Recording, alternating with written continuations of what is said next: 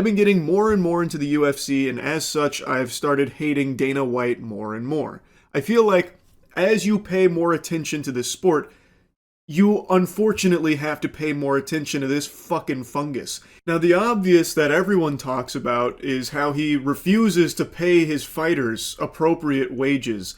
And I'm not even here to really dive into this can of worms here.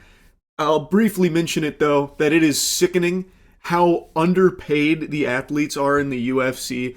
The only ones making like real money are like the actual superstars, but like their starter contracts of the 12-12, 12 the show, 12 if you win, that should be criminal. Dana White should be in handcuffs right now for that kind of shit. It's fucking disgusting how underpaid UFC athletes are if they're not champions. And it's something Sean O'Malley mentioned as well, though Sean O'Malley seems perfectly content being financially cucked by Dana White because he often defends it. But Sean O'Malley was talking about the money he made as a champion being significantly different from the money he makes not being a champion, which I think most people would expect. But the difference is absurd. I think a lot of you have probably heard that UFC fighters, when they're starting out, have to still have a part-time job elsewhere. They can't do the UFC full-time. It's not until you are literally like a top 5 cream of the crop level athlete in the UFC that you can actually make livable money there, it seems.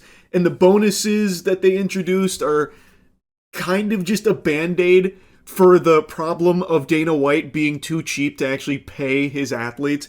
And I also just saw reports this week that they are now no longer accommodating team travel. They're only compensating for the head coach. Another classy maneuver here from Dana Worm White, who just has to find all kinds of grubby penny pinching schemes because we have to remember, the UFC is just a tiny little indie promotion that's merged with the fucking WWE, and the UFC only generated $1.5 billion in 2025. That's not nearly enough to satiate Dana White's gluttony. I know I said I wasn't going to fully open this can of worms, and I still haven't. This is the tip of the iceberg when it comes to UFC wages and how they just don't want to pay their fighters at all. Now, I'll go ahead and move on to some other Dana White dunk topics in recent memory here because he just keeps making a fucking fool of himself and I have to clown on him for it.